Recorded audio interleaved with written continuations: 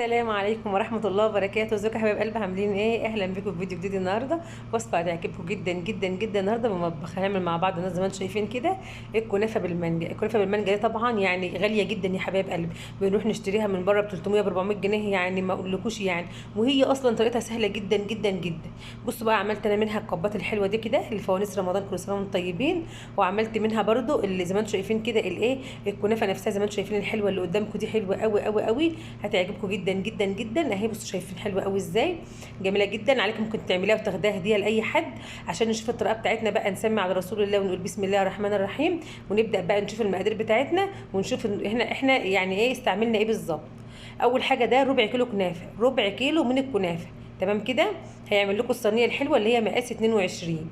تمام يا حبايب قلبي، زي ما احنا شايفين دلوقتي كده. بدات ان انا اجيب الكنافه بتاعتي، اقطعها حتت لقطع صغيره كده، او اهرسها يعني زي ما انتم شايفين كده. عشان يسهل عليك الموضوع ده، يا اما تحطيها في الفريزر، يعني تبقى بايته في الفريزر، وتطلعها من الفريزر وتحطيها في هتفرق، هتتفرك معاكي بسرعه. انما بقى لو انت ممكن لو عايزه تحطيها في الكبه وتتفرم وتفرميها بسرعه في الكبه كده، هتتفرم معاكي. لكن انا كنت حاطاها في الفريزر، فعشان كده اتقطعت معايا بكل سهوله. تمام يا حبايب قلبي. بعد كده بقى هنجيب ايه، هنجيب السر اللون الحلو بتاعها بقى، اللي هو ايه بقى، اللي هي معلقه السكر البودر اللي انا قلت لكم عليها.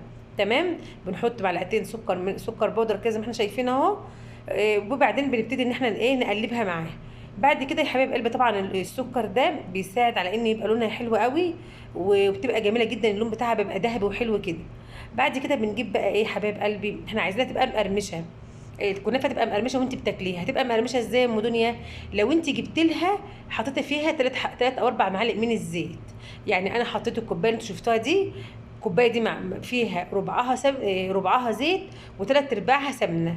تمام يا حبايب قلبي. طبعا السمنه بتفرق جدا في لونها، يعني السمنه بتفرق جدا في الطعم معاها. تمام. بس لازم تحط لها زيت نضيف برده، ربع كوبايه زيت من النضيف كده، عشان تقرمش معاكي وتبقى حلوه، ما تبقاش طريه. تمام. بعد كده بقى هنبتدي نشوف الخطوه اللي بعد كده هنعمل ايه مع بعض. هقول لكم هنعمل ايه بالظبط كده. هناخد مع بعض الخليط بتاعنا ده، ونحطه في صينيه كبيره زي ما انتم شايفين كده، عشان احمرها بكل سهوله، واحطها في الفرن بتاع البوتاجاز تحت الشوايه. تمام. دي طريقه سهله جدا، اسهل من ان انت تفضلي تحطيها على البوتاجاز وتفضلي تقلبي فيها كده ايه، هتهبطي منها. انما انت كده بتحطها في الصينيه الكبيره دي، وتحطها تحت الايه، تحت الشوايه بتاعت البوتاجاز بتاعتك، فبتخليها تتحمر بسرعه. تمام يا حبايب قلبي. زي ما انتم شايفين كده، جبت الصينيه الحلوه بتاعتنا دي كده. صينيه بتتفتح، لو انت مش عندك صينيه بتتفتح عادي اعملي في اي صينيه عادي، مش شرط. تمام. جبتها كده وحطيت بقى ايه، مش هكتر طبقه طبقه الكنافه من تحت، هتبقى ايه طبقه برقيقه خالص، يعني مش كتير. تمام كده. يعني اللي اتبقى معايا يعني ده ربع كيلو اللي اتبقى معايا منه، انا حطيت معاه زي ما انتم شايفين كده ايه، حطيته، عملته فوانيس كده، الفوانيس الصغيره الحلوه دي. تمام كده اهو. هبتدي بقى اضغطها كويس جدا جدا جدا. طبعا في المرحله دي انا كنت، لو انت عايزه تحطي ليها معلقتين شربات قبل ما تكبسيها الكبسه دي، حطي لها معلقتين شربات، اللي هو العسل التقيل بتاع الكنافه. تمام. لكن انا كنت عاملاها لاخويا وكده، فكان يعني بعد عنكم هو عنده السكر وكده، فما رضيتش ان انا ايه اتقل له السكر فيه. اكتفيت بالسكر بس اللي انا احطه على الايه، على المانجا من فوق. تمام كده. يعني اكتفيت بالعسل اللي انا احطه على المانجا من فوق. تمام كده. زي ما احنا شايفين دلوقتي، بدات ان انا اكبس كبس حلو قوي فيها كده، زي ما انتم شايفين اهو. طبعا لو انت عاملاها بشربات هتتكبس معاكي بكل سهوله، لكن عشان انا ما كنتش حاطه فيها شربات اخدت وقت معايا في الكبس وكده. تمام. زي ما احنا شايفين كده دلوقتي، بدات ان انا بقى ايه اعمل الكريم شانتيه. هعمل الكريم شانتيه بقى عباره عن ايه بقى، عباره عن ربع كوبايه من ربع كوبايه من السكر، وكوبايه من الكريمه، وعليها ايه، وعليها لحد الميه حسب ما الميه تاخد معاك. يعني لان نوع الكريم شانتيه بيختلف من نوع لنوع بالميه بتاعته. تمام يا حبايب قلبي. يعني نوع بياخد ميه كتير، نوع مش بياخد ميه كتير. تحطي في الاول ميه قليله كده، وبعد كده ايه بتشوفي هتاخد معاكي يعني اكتر ولا لا. طبعا انا كنت عامله كريم شانتيه بتاعي من غير سكر، لان انا زي ما قلت لكم كانت ظروف اخويا وكده، فعامله له من غير ايه، من غير سكر، زي ما احنا شايفين كده اهو. تمام. بدات ان انا اساوي الكريم شانتيه بتاعي اهو. او انت عايزه تعملي موس، لو عندك عصير مانجا في الوقت ده وعايزه تحطي عصير مانجا مع الكريم شانتيه بيبقى حلو جدا جدا برده، بيبقى جميل جدا، بتبقى طعمها كلها مانجا بقى في بعضها، بتبقى جميله قوي. تمام كده يا حبايب قلبي، زي ما احنا شايفين كده اهو. بدات بقى ان انا اجيب المانجا بتاعتي. انا كنت مفرزه المانجا بتاعتي زي ما هي كده، يعني يعني المانجا مقفوله زي ما هي، بحيث ان انا لو احتجت اعمل كنافه بالمانجا واعمل لها شرايح كده اعملها. وفي نفس الوقت برضو كان عندي قطع مكعبات كنت مخزناها مانجا برضو مكعبات، بحيث برضو لو احتجتها في اي حاجه تانية للمكعبات هعملها. تمام. زي ما انتم شايفين كده دلوقتي بدات ان انا ارصها كده، اعملي اي بقى شكل انت عايزاه. عايز تعملي تموجات كده رايحه جايه، عايز تعملي ورده زي ما انا هعملها كده، او زي ما انت شفتها في بدايه الفيديو، براحتك خالص. رص المانجا ده براحتك انت. المانجا تخزينها حلو جدا جدا جدا، وبينفع في كل حاجه. تخزين المانجا انا من عشاق المانجا، بحبها قوي. والمانجا طبعا يعني الناس كتير قوي عصير المانجا ده بيشتروه من بره غالي جدا. انا بقى لما اخزن الحاجه في الموسم بتاعها بصراحه بتديني يعني بحس ان كده بيبقى افضل يعني. تمام. بدات بقى ان انا ارصها كده زي ما احنا شايفين اهو، واحده واحده كده. طبعا المانجايه دي خلصت، بدات ان انا اجيب مانجايه تانية كده واقطعها برضو شرايح. اتمنى بقى لو اول مره بتتابعيني او بتشوفي قناتي تنزلي تشتركي فيها كده وتفعلي زر الجرس وتسيبي لي تعليق منك حلو قوي كده. تعليقاتكم بجد بجد تعليقاتكم بتفرحني جدا. لو انت عايزه نوع حلويات معين او اي حاجه تانية برضو عرفيني، اعمل لك اللي انت عايزاه. اي حاجه انت عايزاها انت تحت امرك. يا ريت يا ريت كده تضغطي لايك حلو كده، لايك حلو يشجعني. تمام. نرجع بقى للمانجا بتاعتنا النهارده لطرت الكنافه بالمانجا الحلو قوي اللي احنا عاملينه مع بعض ده، او لصينيه الكنافه بالمانجا اللي احنا عملناها مع بعض دي. طبعا بجد كانت جميله جدا يا حبايب قلبي، زي ما احنا شايفين كده اهو. بدات بقى ان انا اقطع قطع كده اهي، وهي متلجه كده زي ما هي متلجه يا حبايب قلبي اهو. بصوا بقى، يعني بتبقى فكه حاجه بسيطه كده، ما تبقاش فكه منك قوي عشان ما تبقاش عامله زي الميه على صلوا على على رسول الكنافه الله كده يا بتاعتي. حبايب تمام. قلبي. بصوا بقى ما شاء الله جميله جدا ازاي. اللهم صل وسلم وزد وبارك عليك يا حبيبي يا رسول الله. بصوا بقى، احلى حاجه للكنافه دي انت ممكن تاخديها كده يبقى شكلها تحفه.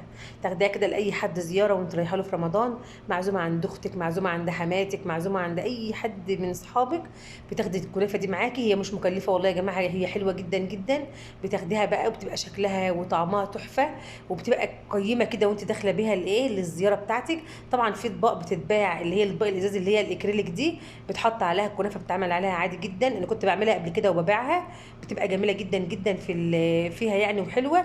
وتقدري انت تغلفيها تغليف حلو وتاخديها. بتبقى جايه اطباق اكليريك كده بالغطا بتاعها كده يا حبايب قلبي، وانت بقى تعملي عليها الفيونكات بتاعتك والحاجات دي، بتبقى جميله جدا جدا جدا، بتبقى حلوه قوي، وبقى شكلها شيك جدا وانت رايحه بيها كده لضيوفك، بتبقى جميله يعني لاي حد بقى عازمك يعني. تمام. او تقدمها برده لحد ضيف يجي لك كده في رمضان، بتبقى حلوه قوي وطريه كده وبترتب على القلب كده، جميله. المانجا يا جماعه يعني بصوا، ما فيش حد بيتهيألي ما بيحبش المانجا خالص، كلنا بنحب المانجا. تمام. فاي حاجه فيها مانجا بقى يعني هي بتبقى اختراع جميل قوي. تمام. زي ما احنا شايفين كده مع بعض اهو. بدات ان انا اخلصها او انهيها معاكم اهو. بصوا بقى، هبتدي بقى ان انا اجيب عشان الفاكهه بتاعتي احافظ عليها، او المانجا بتاعتي احافظ عليها ان هي تبقى كويسه. طبعا عندنا عسل كده اللي هو كنا بنعمله للتراث. هو لسه عندي بصراحه الكيس بتاعي اللي هو العسل اللي هو الشفاف ده يا حبايب قلب، او الجيلو الشفاف اهو. بصوا، هبتدي ان انا اجيبه دلوقتي كده وهوريه لكم. ده بقى هيحافظ على المانجا لمده طويله جدا، حتى لو باتت حتى كمان لتاني يوم هتبقى برده معاكم حلوه قوي قوي قوي. زي ما احنا شايفين كده اهو. بدات ان انا كده كنت بكمل بس الناقصين كده عشان تبقى كلها مليانه مانجا وحلوه كده. تمام كده يا حبايب قلبي. هنشوف مع بعض بقى العسل بقى هو بينزل كده ما شاء الله حلو قوي. لو مش عندك العسل ده يا حبيبه قلبي هتعملي هتقومي جايبه عسل من اللي هو كوبايه سكر، وعليها كوبايه ميه، وعليها ذره فانيليا، وعليها شريحه ليمون، وتسيبهم يغلوا شويه كده على البوتاجاز لحوالي 10 دقائق. بعد كده بقى بيطلع معاكي برده العسل بتاعنا تقيل وحلو قوي، وممكن تحتفظي يعني تعملي بيه. ممكن تلمعي بعسل من اللي هو العسل اللي احنا بنشربه العادي، العسل الابيض ده. تمام كده. زي ما احنا شايفين كده بقى، بدات ان انا اشيل الصينيه بتاعتي كده، وبدا يبقى عندي بقى احلى صينيه كنافه بالمانجا تحفه جدا يا حبايبي. زي ما انتم شايفين كده، لو عندك بقى كريزايه حمراء كده حطها في النص زي ما انا حطيت كده، وابداي بقى قطعيها وابدأي بقى بألف هنا كده، بألف هنا كليها بقى. بصوا زي ما انتم شايفين كده تحفه بجد. الطبقات بتاعتها شكلها يتجنن، هي شكلها حلو قوي. المانجا عليها كتير كده ومغرقاه كده يعني، تحس ان هي منعشه كده. انا بحب المانجا قوي. بصوا انا عايش، انت عايش كده يا حبايب قلبي، انت عايش. بصوا جميله قوي. تمام زي ما احنا شايفين كده مع بعض اهو. حلوه قوي قوي قوي. الطريقه دي جميله جدا وسهله ومش مكلفه جدا. المانجا احنا كنا جايبينها من الفريزر من عندنا. الكريم شانتيه ممكن تجيبي لك 8 كيلو. هو طبعا الكريم شانتيه غالي شويه، بس هو ممكن تجيبي مثلا ب 15 جنيه. يعني قول هات ب 15 جنيه كريم شانتيه، هيديكي ما شاء الله، يعني هيعمل لك الصينيه بتاعتك دي زي ما احنا شايفين كده اهو.